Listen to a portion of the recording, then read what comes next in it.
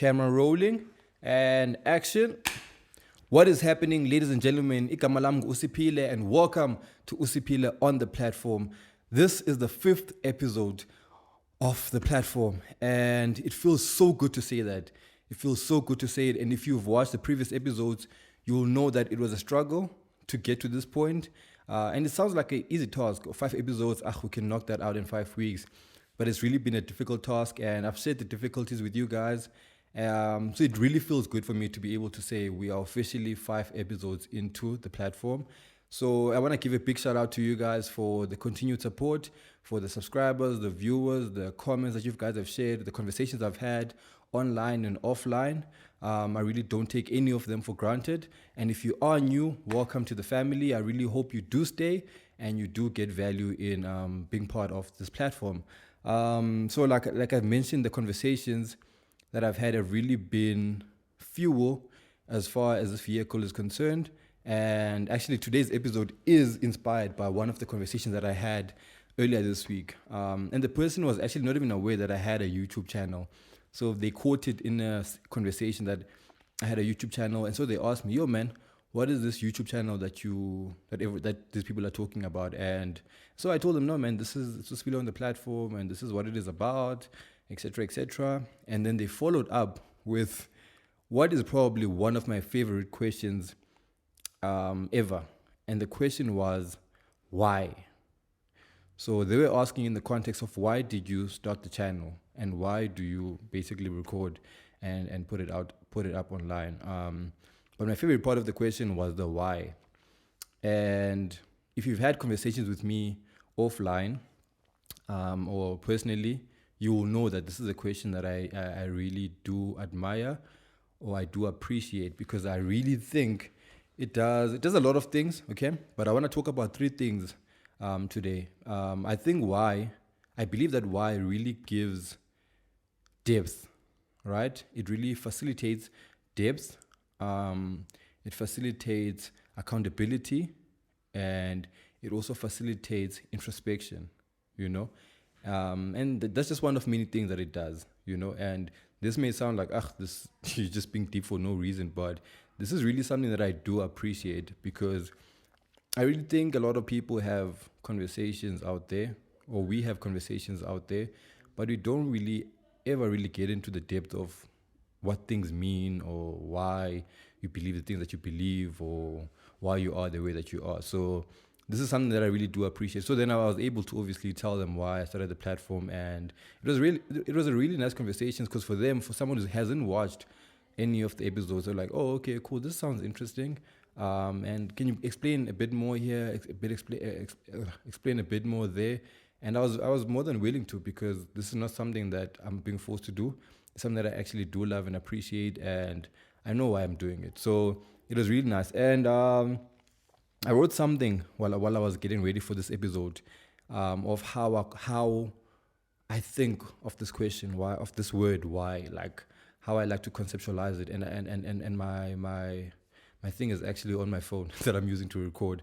And I really wanted to read it out, but it was along the lines of, I like to think of why, or look at why as a light, right? I like to think of why as a light to a passage that leads to the doors that we often neglect, okay? Or the doors that are neglected. So why for me is a light to the passage that leads to the doors that are neglected, And this may sound deep and you're like, it's just being corny and stuff. But the reason I say that is because that's a light. It's because I really think there's a lot of opportunities and conversations that people are having on a day-to-day basis, Opportunities for people to get to know each other a bit more and to extract more information and understanding in what is being spoken about. And I'll give a small example. This is just a lighthearted example that I think a lot of people do engage in.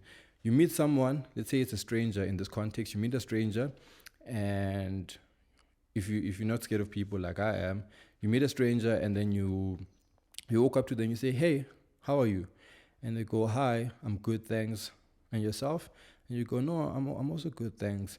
And then you continue with the conversation of what's your name, or why are you here, or however direction you want to take a conversation. But I think there's an opportunity in that small interaction, the one that I just spoke about, for you to better understand the person before you can even explore why they are where they are or what their name is. And for other people, it might be a bit like, hey, this person is too forward or it's too deep for the first interaction.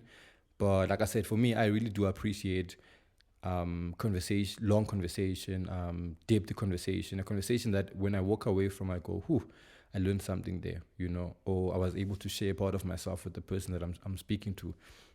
And here's an example of how I think why could change or redirect that conversation, that quick interaction of, hey, how are you? Okay, playing it back. Hi, how are you? And you go, I'm good, thanks.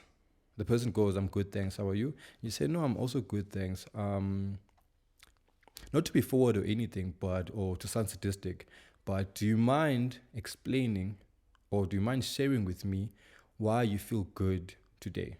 Or yeah, why do you feel good in this moment?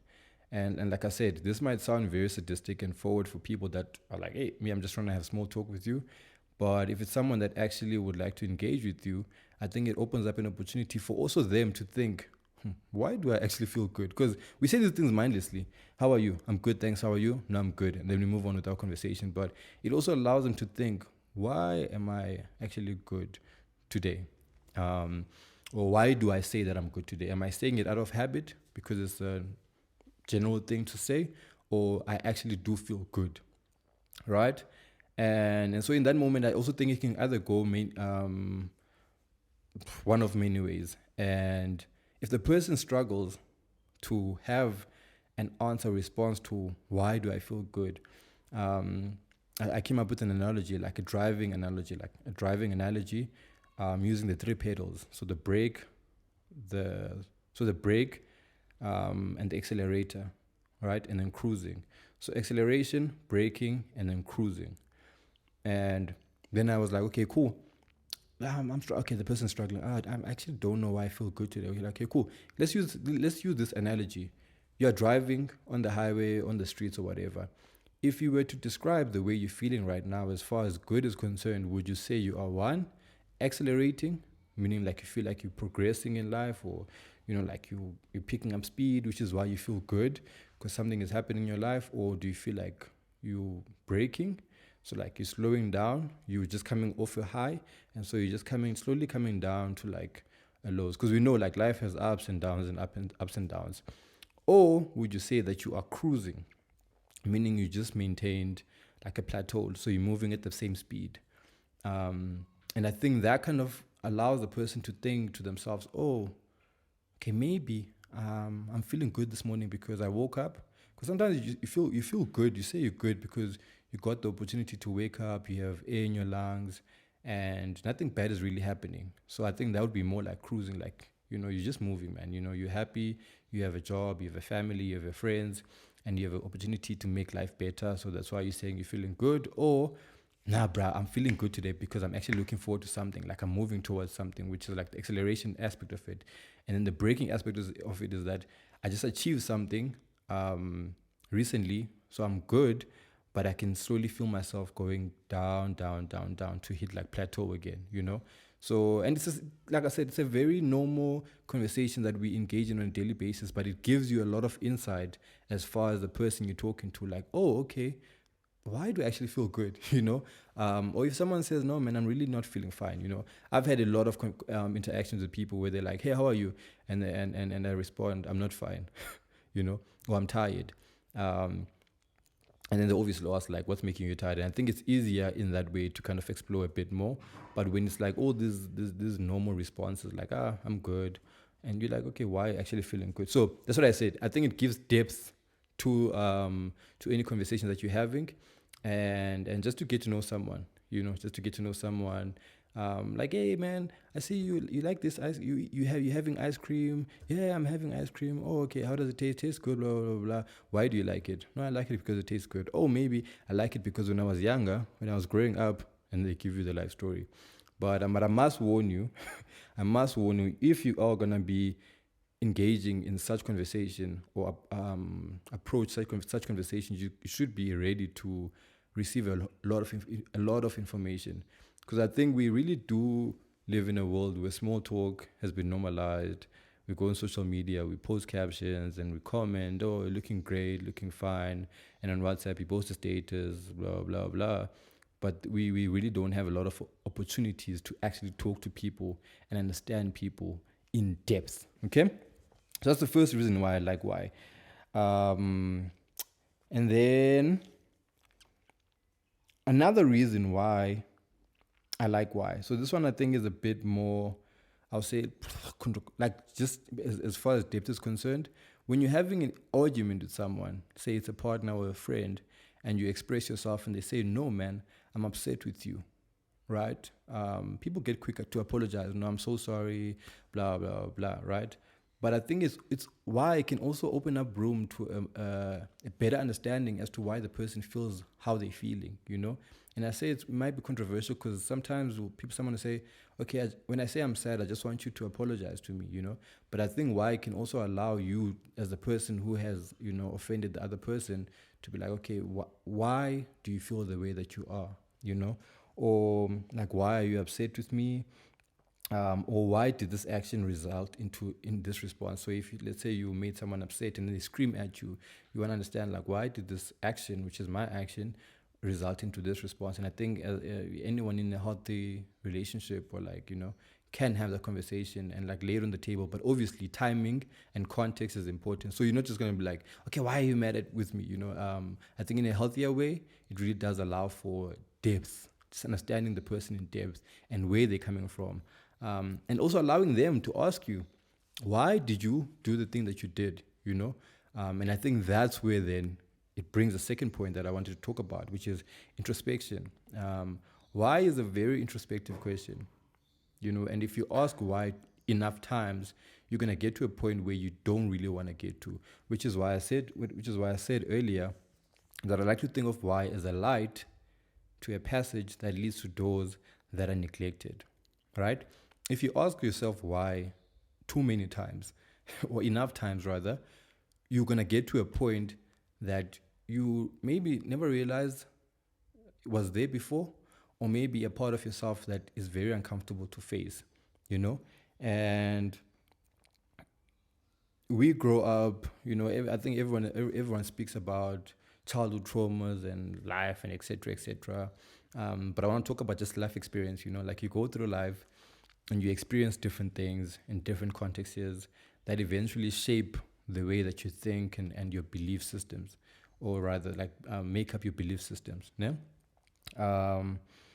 But I think as far as the thing that you believe in, because I mean, as a person, you're constantly growing. I'm also constantly growing. And I like to ask myself sometimes why I believe or why I hold on to the things that I hold on to. And that's often, very often, very, very, very often, more times than not, it's usually an uncomfortable conversation because it's a conversation that eventually might lead to change. And a lot of people aren't comfortable with changing or letting go of beliefs that they've had all their lives, right? One thingy. I wanted to make this example, just to read this out.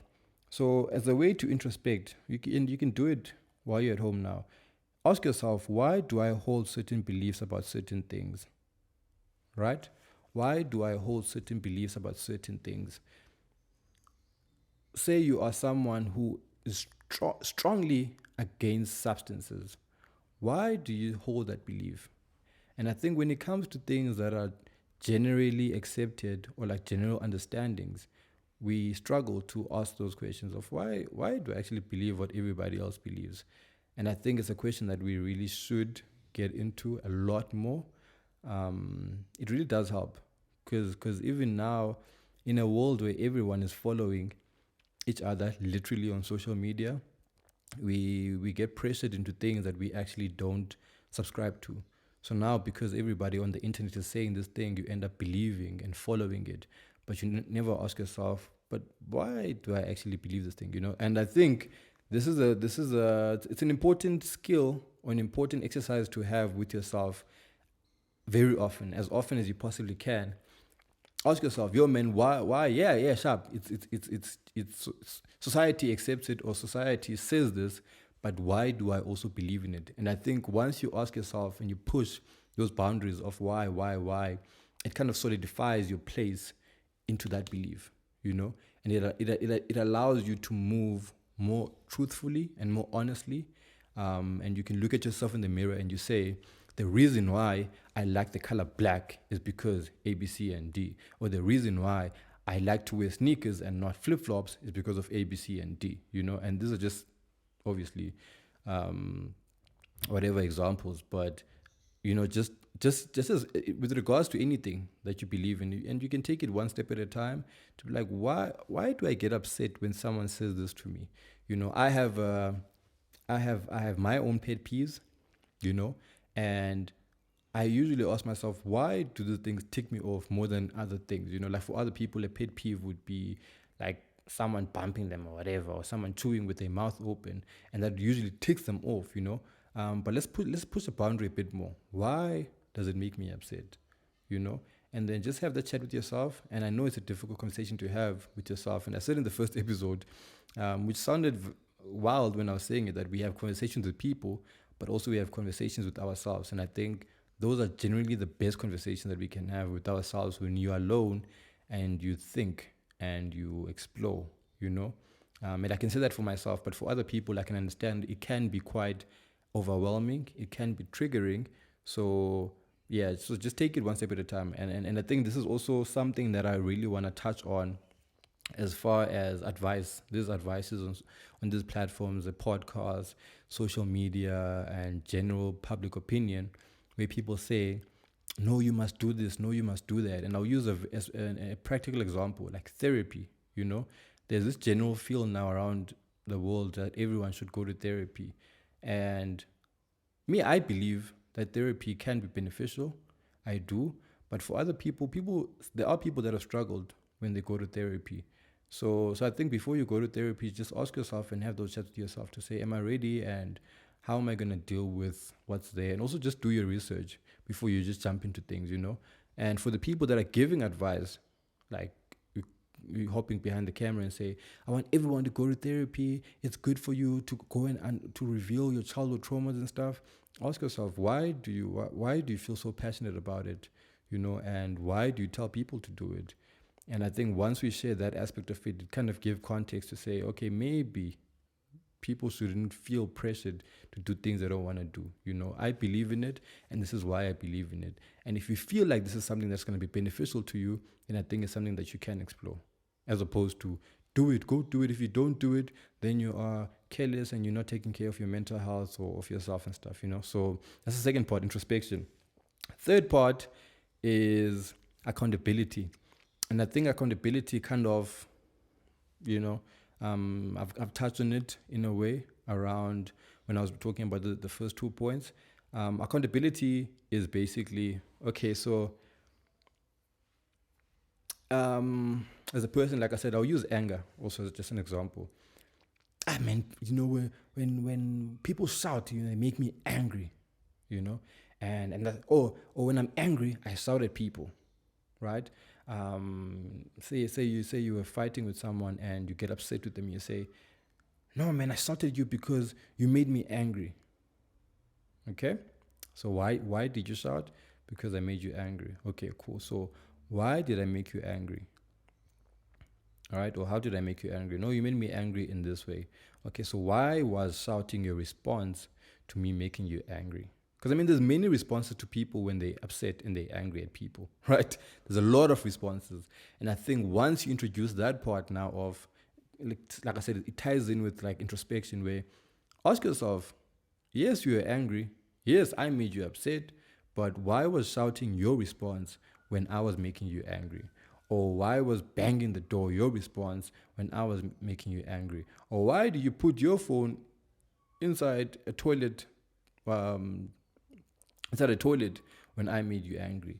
And I think those kind of questions, like I said, it really forces people to push the envelope, because now they have to sit down and introspect and think, yeah, okay, so it's not the other person's fault that I was really upset, and even if it was the other person that made me upset, But my response, they didn't